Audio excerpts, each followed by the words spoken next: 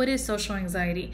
Maybe you heard the term, maybe you've been called shy, or maybe you just have a sense that maybe you might struggle with social anxiety. I'd encourage you to watch today's video where I go through some signs to help you identify whether you struggle with social anxiety or not. Hey guys, my name is Diana Garcia. I'm a licensed mental health counselor in Florida, owner of a private practice called Nurturing Minds Counseling. Okay, so at the core, social anxiety, it's this fear of being judged or evaluated negatively.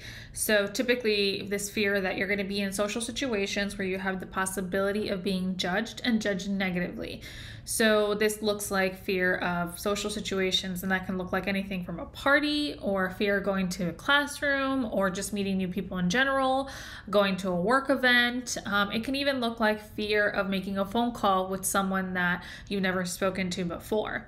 Sometimes people have this fear of being judged while they're eating or drinking, so they avoid eating in public or eating and drinking in front of other people. Sometimes what's really common is this fear of kind of performing in front of others. So that can look like any type of performance, but typically any type of public speaking. And when we're thinking of social anxiety, sometimes people just have this fear of public speaking. Other times people have more of this general fear and public speaking, but specifically just this overall fear of social situations where, again, they could be judged or evaluated negatively. In the comments below, what situations tend to trigger your social anxiety? Is it more of these bigger events like parties, bigger get-togethers, or does it tend to be more smaller events, more one-on-one things like dating or meeting someone for coffee, or maybe it's these events like calling someone you don't know? Let me know in the comments below what really tends to activate your social anxiety.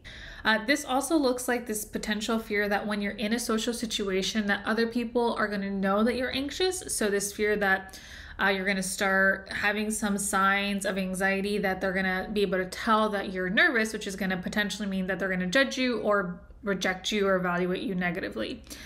This can also look like when you're in social situations, your anxiety gets triggered, so that fight, flight, or freeze response, and then you start having some physical symptoms of anxiety. So maybe you start sweating, maybe you start blushing, maybe your heart starts beating really fast, maybe you start shaking. So you start having these physical symptoms of anxiety, which then it's kind of a catch-22. You start getting more anxious about those physical symptoms because you feel like other people are noticing them, and then that somehow makes you seem weird or awkward, or again, just judged negatively, like the people are thinking something bad about you because of this. And so really with this fear of social situations, what that typically looks like, it's either like avoiding social situations altogether. So let's say a friend invites you to a social situation, you just won't go, or if you really want to go, you will kind of have a lot of anticipatory anxiety. So you have a lot of dread before the event, and sometimes you just give in to the dread and just decide not to go altogether. Maybe that looks like going to an event but leaving early when your anxiety feels too overwhelming, or maybe that means going to an event but really not engaging. So when you go, maybe you like stay quiet, or you talk really low, or you just don't really engage because you get really nervous. And so typically, a lot of times I think there's this misperception that people don't want to engage socially, and that's not necessarily true. There's typically a desire to have social connections. It just feels really uncomfortable because of the social anxiety and this fear of being judged negatively.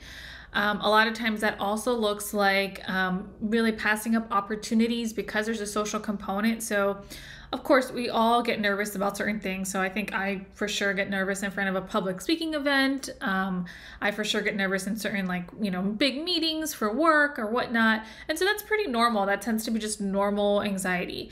But when we're talking about social anxiety, it really crosses over when this fear of these social events starts to interfere with your functioning, or it starts to really interfere with your life. So for instance, let's say I get offered a promotion, but one part of this promotion is that I have to do more public speaking, or I have to, do more of these big meetings that feel uncomfortable. Even though I know I get anxious, if it's just anxiety, I acknowledge it and know it's going to be difficult, but it's still worth it to me, and I still take up the job. Maybe someone with social anxiety is actually going to pass up the opportunity because they know, they feel like they can't handle that social anxiety. Maybe that looks like avoiding certain academic challenges, or again, advancements, because they know there might be more of an element of being seen and they don't want to be seen. Core piece with social anxiety is that it happens most of the time, if not always. So again, some of us may have some social anxiety here and there, maybe in certain situations, but when we're talking about social anxiety disorder, it tends to be a pretty constant, consistent thing. And even that you can kind of trace it back to probably even adolescence, maybe even childhood, where you've noticed that you've struggled with some of these. Maybe you consider yourself shy, but it goes more from just shy, but you actually really struggle and interferes with your functioning. Also, what do you do in the moments when you're feeling really triggered? So the other piece is a lot of times people with social anxiety maybe turn to substances, right? So maybe at a party, you might be drinking a little bit too much, or you're smoking because you know, like that's, or at least your mind tells you that's the only way you can get through it to handle some of the anxiety. And so really kind of looking at when the social anxiety shows up, how do you handle it? And if you handle it in a way that maybe isn't the healthiest or the most conducive to you, that might be a sign that your social anxiety might be a little bit elevated. That's the other piece. It's that your fear tends to be a little bit out of proportion to any actual consequences. So it's more like a perceived threat than an actual real threat. If you're resonating with some of these signs that I mentioned here, it would probably be a good idea for you to further explore that with either your primary health provider or mental health provider to really start to explore, do you have some social anxiety, and not just, again, situational social anxiety, but the social anxiety disorder? Because then you can start looking at what you can do to start getting some help. For more mental health tips to help you on your mental health journey, I encourage you to subscribe to my email newsletter where you'll get tips directly into your inbox. And as always, I encourage you to continue nurturing your mind, body, and soul, whatever that looks like for you.